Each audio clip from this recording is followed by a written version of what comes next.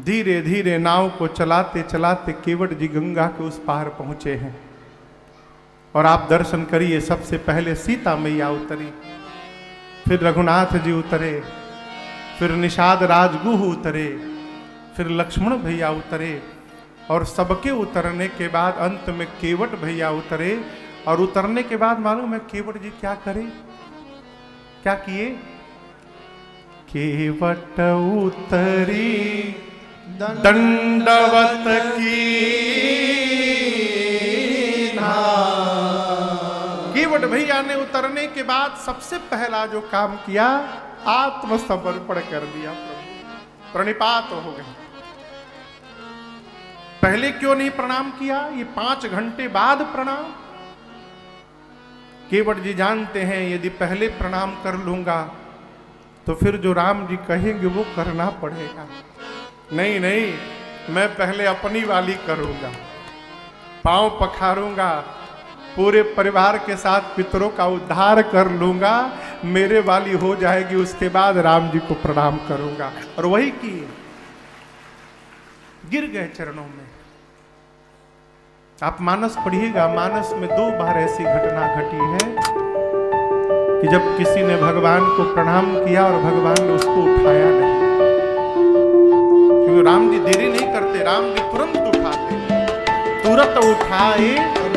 करुणा पुंजा भगवान का स्वभाव है।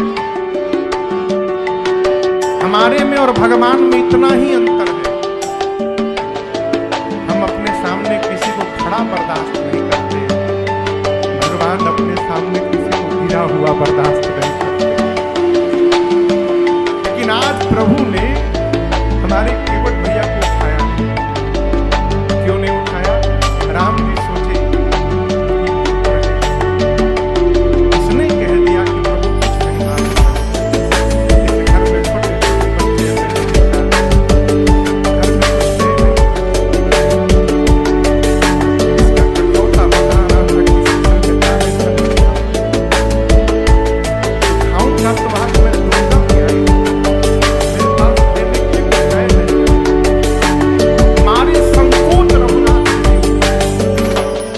दर्शन करिए, प्रभु के मन के भाव को मेरी मां किशोरी जी जान गई। मां ने तुरंत अपनी उंगली में से सोने की मुद्रिका को निकाला और राम जी से बोली, प्रभु आप संकोच छोड़िए नाथ, आप केवट भैया को ना ये अंगूठी दे दीजिए। राम जी बोले, आपने अपने हाथ में से निकाल दिया? मां बोली, प्रभु ये मेरा हाथ नहीं है नाथ, जिस दिन मेरे पूज्य पिताजी ने इस हाथ को आपके हाथ में सौंप दिया था, ये उस दिन से आपका हाथ बन गया, ये मेरा नहीं है नाथ। और आपके मान सम्मान के आगे इस आभूषण का कोई मोल नहीं। आप संकोच छोड़िए, केवट भैया कोई मुद्रिका दे दीजिए। वो अंगूठी मेरे मां के ही हाथ में है। राम जी ने केवट जी से कहा, भैया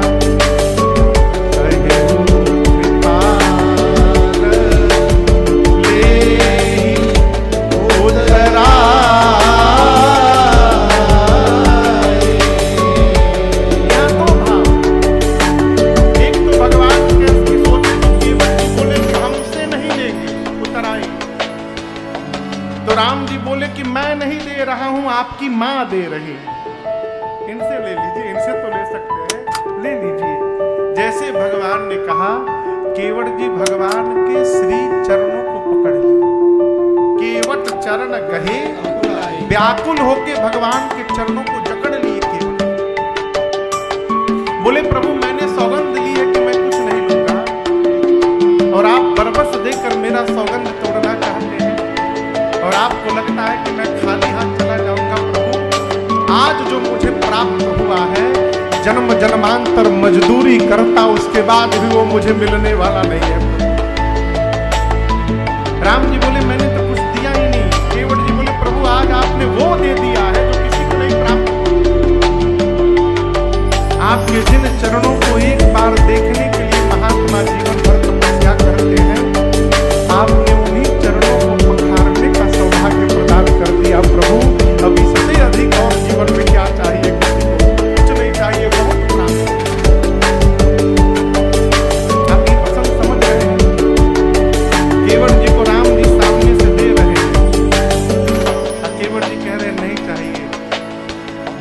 हम लोग हैं। आज तक एक बार भी ऐसा नहीं हुआ होगा कि मंदिर गए होंगे और भगवान से बिना मांगे चले आए। यही मूल अंतर है। उसके बाद भी रोते हैं कि भगवान ने ये नहीं दिया, भगवान ने वो नहीं दिया। जीवन में यदि आनंद में रहना चाहते हैं तो इसकी सूची न बनाइए कि हमको क्या क्या नहीं मिला। आनंद में रहना चाहते हैं तो इसकी सूची बनाइए कि भगवान ने हमको क्या क्या दे दिया, क्या क्या प्राप्त हो गया। कभी दुख नहीं होगा। अजय भैया आप कह रहे थे ना,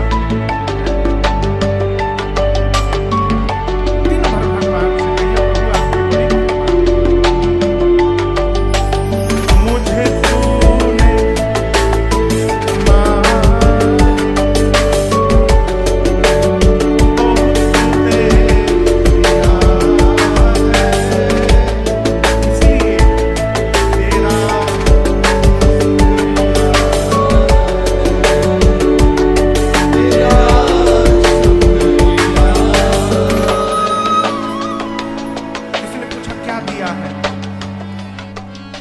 ये जायदाद दी है, औलाद दी है, मुसीबत में तुमने ही इमदाद की है। जब से जन्म लिया हूँ आज तक तेरा ही दिया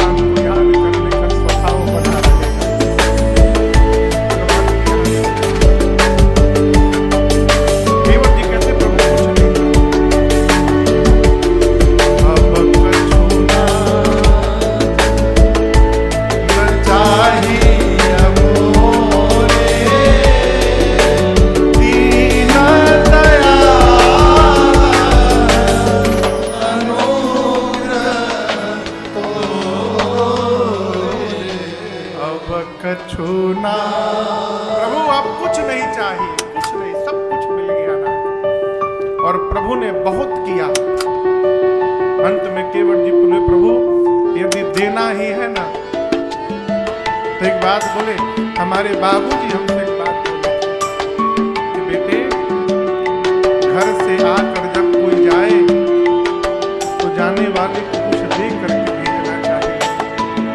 हमारे पास तो इतना नहीं है प्रभु कि हम आपको दे करके भेजे, कम से कम आपके पास जो है वो तो आपसे हम न लेने जाते समय, इसलिए जाते समय नहीं लौटते समय फिरती बात मोहि जो देवा सो प्रसाद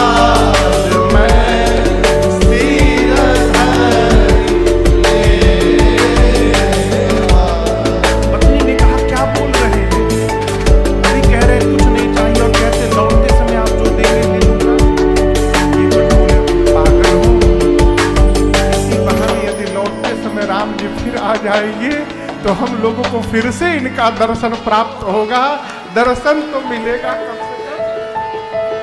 कहा प्रभु लौटते समय जो दीजिएगा स्वीकार करूंगा।